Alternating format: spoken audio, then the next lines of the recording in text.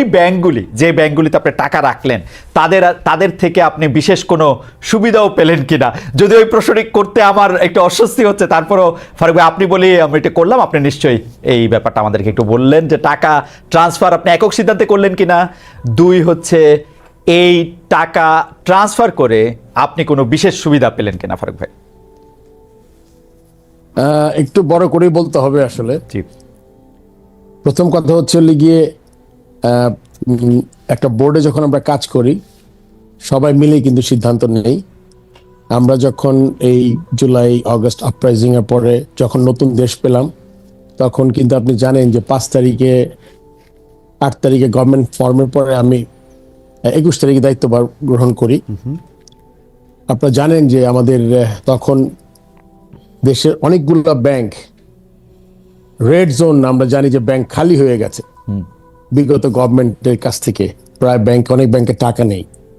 ওই দুশ্চিন্তা থেকে আমরা প্রথম থেকেই জিনিসটা আমার মাথায় এসছে প্রথম, কিন্তু এর মাঝখানে আমাদের আরো ডিরেক্টররা সতর্ক করেছে যে আসলে বাংলাদেশ ব্যাংকের রেটিং এসছে, এখানে টাকা নেই, এখান থেকে সরাতে হবে, দিতে হবে। সেখানে কিন্তু ওই কথাটা টিকে না যে আপনি একক সিদ্ধান্ত হয়েছে। এখানে 2-3 জিনিস খুব ইম্পর্টেন্ট, আপনাদের সবাইকে বুঝতে হবে। প্রথম, আমি চিন্তা করেছি অ্যাজ এ বোর্ড প্রেসিডেন্ট, কেননা সবার দায়ভার আছে আমাদের, কিন্তু প্রথম দায়ভার কিন্তু আপনার কর্তা ব্যক্তি যিনি হেড অফ দ্য অর্গানাইজেশন। সেক্ষেত্রে আমার মাথায় চিন্তাটা এসছে এবং আমার বোর্ডের বিভিন্ন মানুষ থেকে পরামর্শ পেয়েছি আমি। এটা কোনো বোর্ড মিটিংয়ে না, এটা হলো গিয়ে বিভিন্নভাবে যে আমরা যখন ঢুকেছি কি কি করতে পারি। প্রথম মাথায় যেটা এসছে সেটা হচ্ছে আমাদের অন্য বোর্ড ডিরেক্টরদের মতোই আমারও, যে আমাদের প্রথম টাকাটাকে সিকিউর করতে হবে। আমরা জানি বেশ কিছু ব্যাংকে তখন তারল্য সংকটে ভুগছে এবং নাই বললেই চলবে।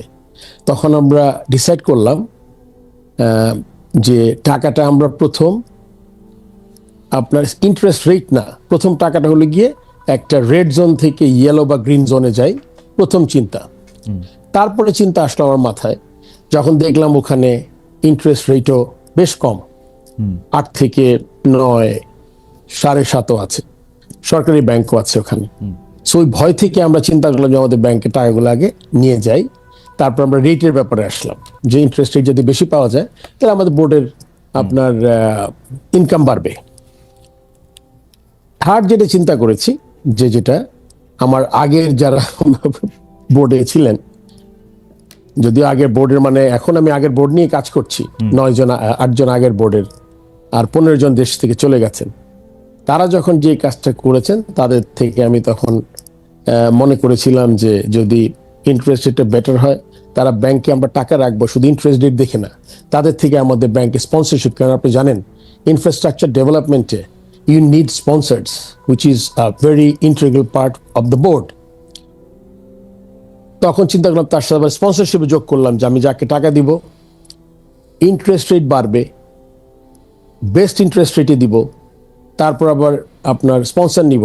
এখন আমি একটা জিনিস সবার কাছে এই কোয়েশ্চেনটা করতে চাই, ব্যাংকের প্রথম হলো কি রেড থেকে ইয়েলো অ্যান্ড গ্রিন, ব্যাংকে গেলাম, তারপরে বেস্ট ইন্টারেস্ট রেট পেলাম, অন টপ অফ দ্যাট 8 কোটি 10 কোটি টাকা স্পন্সর নিলাম। এরপরে আর কোনো মার্জিন থাকে কিনা আমার কোনো জানা নাই আসলে। অ্যান্ড আপনার কোশ্চেন দিয়ে স্ট্রেট করি, একটা মানুষ তো মিলাবে যে একটা মানুষ তার career as a cricketer, as a selector, একটা মানুষ কিন্তু হঠাৎ করে আপনি বুঝতে পারবেন না এটা মানুষ কেমন। তো সেই দিকে বিবেচনা করলে আপনার ওখানে কোনো আর্থিক লেনদেন কোনো প্রশ্নই ওঠে না, ওখানে কোনো মার্জিনও ছিল না। বরং আগে যেভাবে ছিল সেখানে আপনার ওখানে মার্জিনটা বেশি ছিল। যখন 8.5 থেকে আপনি 11.5-তে 12-তে যাবেন ইন্টারেস্ট রেট, তার সাথে স্পন্সরশিপ যোগ হলে, এবং অন টপ অফ দ্যাট আমি এটাও চেয়েছি যে তারা আমাদের ইনফ্রাস্ট্রাকচার ডেভেলপমেন্টও আসবেন। লাইক প্রতিশ্রুতি পেয়েছি আমি প্রায় 25-30 কোটি টাকা। সো দিস ইজ এটা মানে in a nutshell that the reason. And সবাই বোর্ডের জানতো, এবং সিগনেটারি আপনি জানেন যে আমি সিগনেটারিটাও আমি নেইনি বোর্ড প্রেসিডেন্ট হওয়ার পরে। এটা একটা কথা আসে যে সিগনেটারি পরে হয়েছে। আসলে প্রথম আমার মিটিং যেদিন আমি প্রেসিডেন্ট হলাম ওই রেজুলেশনে 21 তারিখে আমাদের একজন বোর্ড ডিরেক্টর দেশ থেকে চলে গেছেন, তার জায়গায় আমরা আরেকজনকে ডিরেক্টরকে আমরা সিগনেচার করেছি, যেটা আমার হাতে নেই। তারাই এখনো সব চেক সই করছেন, সবকিছুতে সই করছেন। না, So, ফারুক ভাই, আমি মনে হয় এর এইখানে- চেয়ে বেশি আর কিছু এক্সপ্লেইন ফারুক ভাই, করতে পারবো না। না আপনি এটা চিঠি দিয়েও জানিয়েছেন, কিন্তু আসলে আমরা একটু কনফিউজ হই কখন আমরা দেখেছি যে এখানে সিগনেচার ছিল ফাইন্যান্স কমিটির প্রধান জনাব ফাহিম সিনহার, আমি যদি ভুল না হয়ে থাকে, এবং পরিচালক মাহবুবুল্লাহ আলমের। তো তারা আপনার ছিল না, সেটি আপনি ঠিকই বলেছেন, কিন্তু তারা বলছেন সিদ্ধান্তটি বোর্ড সভায় নেওয়া হয়নি, আপনার সিদ্ধান্তে তারা সিদ্ধান্ত দিয়েছেন। ব্যাপারটা কি ঠিক আসলে? এরকম করে বোর্ড সভায় যে নিতে হবে জিনিসটা আসলে এরকম না। কেননা কিছু কিছু আপনার জিনিস থাকে যখন আপনি ইনফর্মালি আলাপ করে নেন। এখন যখন সবাই যখন অনেক কনসার্ন, যখন ওই বোর্ড সভা 1 মাস 2 মাস পরে হবে, তারপর আপনি সিদ্ধান্ত নেবেন, তখন ব্যাংকে যখন আপনি টাকা আনতে যাবেন সিদ্ধান্তের পরে কোনো টাকা থাকবে না। সো ওই সময়টা ছিল না, কিন্তু ইনফর্মালি প্রতিটা বোর্ড ডিরেক্টর জানতেন। এখন তারা যদি কিছু বলে থাকেন এটার বাইরে অন্য কিছু, এটাতে আসলে আমার কোনো কমেন্ট করার কিছু নাই। বাট এবং এই কনসার্নটা তাদেরও ছিল যে হ্যাঁ, it is a very good idea, I think we should go to better banks with green and yellow জোনে ফ্রম রেড জোন ব্যাংকস। বা আপনিও আসলে যেহেতু মানে আমরা জানি, যদ্দূর জানি আর কি, আপনি নিজেও আসলে এই ইলেকশনে প্রতিদ্বন্দ্বিতা করবেন হয়তো, তো সেইটা একটা প্রভাব বিস্তার করতেছে কিনা গ্রুপ? আসলে মহিউদ্দিন, আপনি যদি দেখেন এই বোর্ডটা কি, এই বোর্ডটা হলো গিয়ে এখানে মাত্র আউট অফ 25 ডিরেক্টরস, আমি অ্যাজ এ বোর্ড প্রেসিডেন্ট, আমার সাথে নাজমুল আবিদিন ফাহিম বলে একজন আছেন, জি, যারা সিলেক্টেড হয়েছেন এনএসসি থেকে।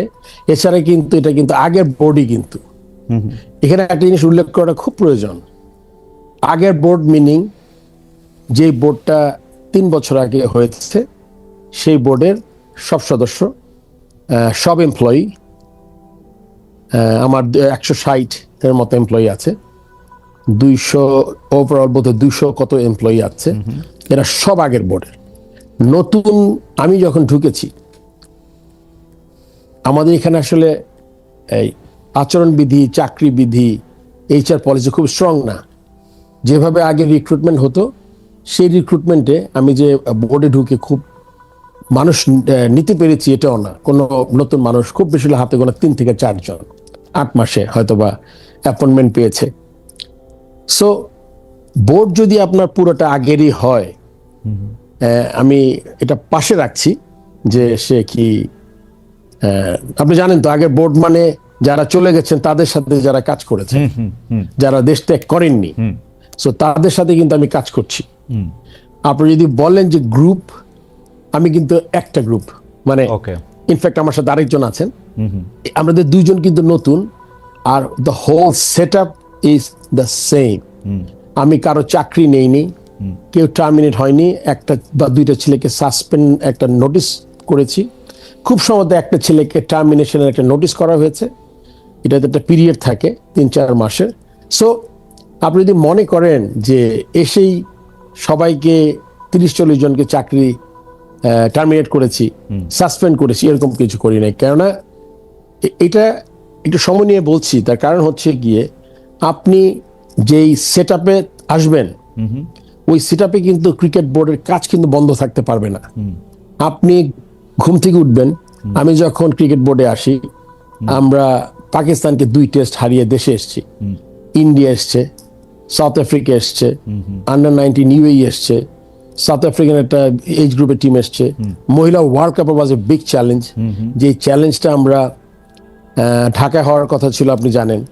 সেই মহিলা ওয়ার্ল্ড কাপকে আমরা আইসিসির সাথে নেগোশিয়েট করে আমরা কো পার্টনার খুঁজেছি, অ্যান্ড অনেক ইন্টারেস্টেড ছিল। আপনি জানেন আমরা হোস্টিং রাইট ছাড়িনি, হোস্টিং রাইট না ছেড়ে আমরা ইউএইর সাথে আমরা হোস্টিং রাইটের যে টাকাটা আমরা শেয়ার করেছি, উইতে গেছে, এটা কিন্তু পুরোটা চলে যেতে পারতো। এটা একটা আমার কূটনীতি ছিল। আমি মিটিং করেছি গিয়া ইউএইতে, তারপরে আমার সিইও বোধহয় যোগাযোগ করেছিল যে আমরা স্টিল করতে চাই, সো ওইটা করেছি আমরা। সো যখন আপনি এসব ব্যাপারগুলো মাথায় রাখতে হবে, আপনার কোনো কিছু কিন্তু হ্যাম্পার করতে পারবেন না। এমন হতো যে আমি 6 মাস সব কাজ বন্ধ রেখে লেটস স্টার্ট ফ্রেশ, ওই সুযোগটা আমার ছিল না কখনোই। তো সবকিছু কন্টিনিউ করে আমি মনে করেন এর মধ্যে বিগ চ্যালেঞ্জ বিপিএল, আপনি জানেন যে ফ্র্যাঞ্চাইজি লিগ, যেখানে প্লেয়াররা একটা ভালো টাকা পায়। সো আমি কিন্তু আমার সবকিছু করতে চেয়েছি যা আগের মতো করেছি, এবং তখন সাহায্য 25 থেকে 8-9 জন, আমার সহ 10 জন, এবং এরাও যে মানে খুব অ্যাক্টিভ ছিল এটা আমি বলবো না আসলে। আমি ওই যে বোর্ডের বিষয়ে বা মাঠের খেলার বিষয়ে আবার একটু আসবো ফারুক ভাই আপনার কাছে।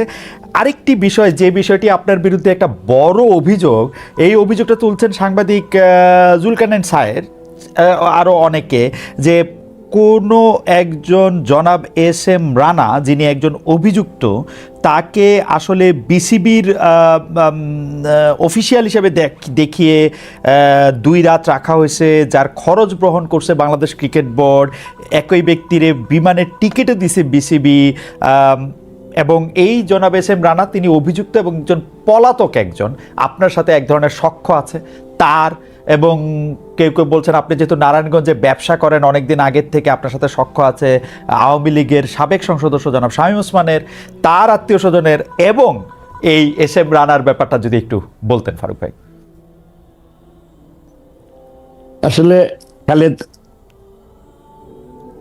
এস এম রানার ব্যাপারটা বলতে হবে এভাবে, আপনি একটু আগে উল্লেখ করেছেন নারায়ণগঞ্জের। জি, আমি নারায়ণগঞ্জে, আপনি জানেন যে আমার বাবার ব্যবসা সব নারায়ণগঞ্জে, আমার বাবা পাটের ব্যবসা করত।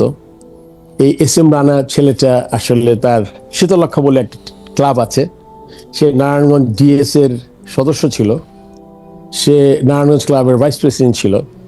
আমার বাবা যেহেতু পাটের ব্যবসা করতেন, আমাদের শীতলক্ষাতে বেশ কিছু জমি ছিল, যখন গোডাউন ছিল পাটের।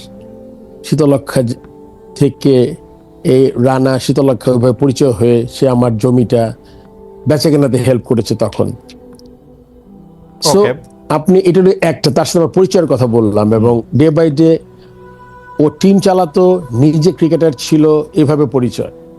এখন শামীম ওসমানের সাথে নারায়ণগঞ্জের এমপি ছিলেন সে, তার সাথে আমি ফর্মার ক্যাপ্টেন, চিফ সিলেক্টর, আমি নারায়ণগঞ্জ ক্লাবের মেম্বার, তার সাথে যে আমার কখনো দেখা হয়নি এটা বললে তো ভুল কথা হবে, আমি তাকে দেখেছি। কিন্তু আপনার সখ্যতা, তার সাথে সম্পর্ক, এগুলো কখনোই ছিল না। আর আমার জানা মতে রানার কোনো পলিটিক্যাল অ্যাফিলিয়েশন নাই, সে কোনো দলের সদস্য না, কোনো কাউন্সিলর না, আমার জানা মতে। তারপর আপনি বলেছেন আমার সাথে সে গেছে। এখন আমি আপনাকে যে কথা এইভাবে বলি, রানা কিন্তু আমার সাথে আরেকটা জায়গায় গেছে, সে সিলেটে গেছে বিপিএল এ। ওই ছবি কিছু হয়তো আপনি দেখতে পেয়েছেন বা সংবাদ মাধ্যমে আমি ঢাকায় দেখেছি। সিলেটে কিন্তু তার কোনো বিল নেই। চিটং এর ব্যাপারে এটা আসলে কোনো ভুল হয়েছে, আই এম শিওর, বিকজ আমার এরকম পরিচিত, কারণ সে তো কোনো কমিটিতে নাই। যদি সে ক্রিকেট কমিটিতে থাকে বা কোনো কমিটিতে থাকে, তাহলে কিন্তু সে প্রেসিডেন্টের সাথে সফর সঙ্গী হতেই পারে। যেমন আমি টেস্ট খেলতে দেখতে যাব, আমার লজিস্টিক্স, আমার এক্সিকিউটিভ, আমার ডিরেক্টরদের যেতে পারবেই, সে এরকম যেতে পারে, কিন্তু সে কিন্তু কমিটি না। সে আমার সাথে গেছে খেলা দেখতে, অ্যান্ড ওই 2 রাত অ্যান্ড প্লেনের ভাড়া, এটা আমার অবশ্যই চেক করতে হবে, বাট যদি এটা হয়েও থাকে ইট ওয়াজ জাস্ট এ মিস্টেক। কেননা তাহলে হতো কি, এর মধ্যে তো আপনাকে বললাম অনেকগুলো খেলা হয়েছে, বিপিএল এর খেলা 3-4টা ভেন্যুতে হয়েছে, 3টা ভেন্যুতে হয়েছে। তারপরে আপনার যেটা কথা এসছে, আমার মনে হয় এটা সাউথ আফ্রিকার কোনো ম্যাচের হবে, তারাই কিন্তু বিপিএল এর খেলা সে দেখতে গিয়ে তারপরে আপনার ওই বিলটা হয়তো মিসপ্লেসড হয়েছে। তো ওইটা যদি এরকম হয়, তাহলে ওইটা যদি মিস্টেক হয়, তাহলে ডেফিনেটলি মানে if Rana is not around, then আমার পয়সাটা দিতে হবে না। ইন্টারেস্টিং ব্যাপার হচ্ছে যে আপনি মানে আপনার সাথে সংশ্লিষ্টতা জনাব রানার সাথে বলে এরকম করা হচ্ছে যে আপনি আসলে তাকে দেশ থেকে চলে যেতে বা অন্যভাবে সাহায্য করতেছেন বা অন্যভাবে কি স্টেপ কিছু নিতেছেন। এই টাকা বা 2 রাত 1 রাত থাকাটাই আসলে মুখ্য ব্যাপার না, তাকে আপনি মানে উনি আইনের চোখে ধুলা দিচ্ছেন, অভিযোগটা হচ্ছে আপনি তাতে সাহায্য করছেন বড় একটা চেয়ারে বসে।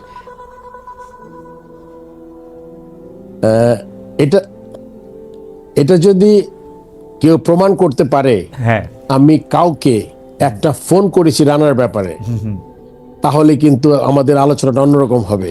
আচ্ছা, আমি কোনো এসপি, ডিসি, নারায়ণগঞ্জের এনি পিবিআই যারা যারা সংশ্লিষ্ট যারা আছেন আইন শৃঙ্খলা রক্ষাকারী, তাদের যদি কোথাও কোনো সম্পৃক্ততা পাওয়া যায়, বরং এটা একটা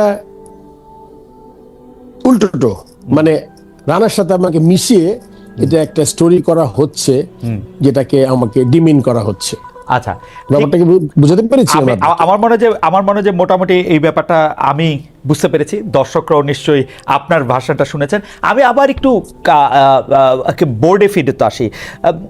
কেউ কেউ একটা কথা বলতেছে, নামটা আমি না বললাম, কিন্তু কথাটা হচ্ছে অনেকটা এরকম, আগে যেমন বোর্ড মানে ছিল হচ্ছে আবাহনীর একটু দাপট, চোখ রাঙানো, এখন দাপটটা হয়ে গেছে মোহামেডানের, এবং এই চোখ রাঙানোটা নানা জায়গায় মানে এটা সংক্রামিত হচ্ছে। আপনি আসলে এই ব্যাপারটা নিয়ে অনেক কিছু করতে পারতেছেন না, মানে আসলেই কি এখন আগে যেমন বোর্ড বলতে আবাহনী, আমি খুলেই বলি, বোর্ড বলতেই আবাহনী, বোর্ড বলতেই বেক্সিমকো, বোর্ড বলতেই পাপন ভাই, বোর্ড যদিও উনি প্রেসিডেন্ট ছিলেন, বোর্ড বলতেই সালমান এফ রহমান, এরকম ছিল। এখন কি এইটা আবার উল্টায় গিয়ে এটা আবার মোহামেডানের কাছে চলে গেছে অন্যায়ভাবে? আপনি এটাকে কেমন ভাবে দেখেন ফারুক ভাই? এটা আমার মনে হয় আসলে কিছু কোয়েশ্চেন অ্যান্সার করতে হয় কি, হ্যাঁ, আমরা খুব তাড়াতাড়ি কনক্লুশনে চলে আসি। আচ্ছা, মোহামেডান যে আলাদা কোনো আমার থেকে ফেভার পাবে এটার সম্ভাবনা কম। আপনি বলেছেন যে আরেকটা কি তৈরি হচ্ছে নাকি, আমি আমার ব্যাপারটাকে ক্লিয়ার করে নিই। মোহামেডান ক্লাবের আমি কখনো কোনো অফিসিয়াল ছিলাম না, আমি কখনো খেলিনি, আমি কোনো ক্যাপ্টেন ছিলাম না, আমি মোহামেডান ক্লাবের কাউন্সিলর চাই না। আপনি একটু আগে ইলেকশনের কথা বলেছিলেন, সেটার কোনো সম্পর্ক নাই। তো আমার কাছ থেকে কোনো এক্সট্রা বেনিফিট পাওয়ার কোনো সম্ভাবনা নাই।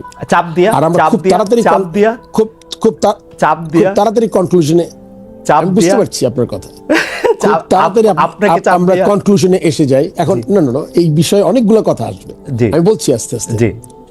আপনার বুঝতে হবে বাংলাদেশ ক্রিকেটের হিস্ট্রিতে কোনো ধরনের চাপে কোনো প্লেয়ার, কোনো tournament, right from premier league to third division, একটা খেলা একদিনের জন্য পিছায় নাই। প্রত্যেকটা খেলা অন টাইম। আপনি জেনে খুশি হবেন, আজকে ফাইনালের মতো ম্যাচ হলো, মোহামেডান আবাহনী খেলা হয়েছে, আবাহনী চ্যাম্পিয়ন হয়েছে, মোহামেডান রানার্স আপ হয়েছে। আমার কাছে চাপের কথা যদি বলেন, আমার ক্যারেক্টারের সাথে চাপটা আসলে যায় না। কেন যায় না আপনাকে আমি বলে দিচ্ছি খুব সুন্দর করে। 2016 সনে একটা পার্টিকুলার যখন আপনার চিন্তা করেছিল বোর্ড, 2 টায়ার সিলেকশন প্যানেল, আমি বলেছিলাম এতে করে ইনস্টিটিউশন ধ্বংস হবে। কেননা সিলেকশন কমিটির চেয়ারম্যান খালেদ মহিউদ্দিন হবে না ফারুক আহমেদ হবে, এটা কিন্তু ইম্পর্টেন্ট না। ইম্পর্টেন্ট কি, সিলেকশন কমিটির চেয়ারম্যান পদটা। আপনারা যখন 2 টায়ার করবেন তখন সিলেকশন কমিটিটা হয়ে যাবে, হলে অ্যাকাউন্টেবিলিটি কমে যাবে। আপনি যখন টিম খারাপ খেলবে তখন আপনি খুঁজে পাবেন না কে দায়ী। ভালো খেলবে যারা বস, তারা সামনে এসে দাঁড়াবে।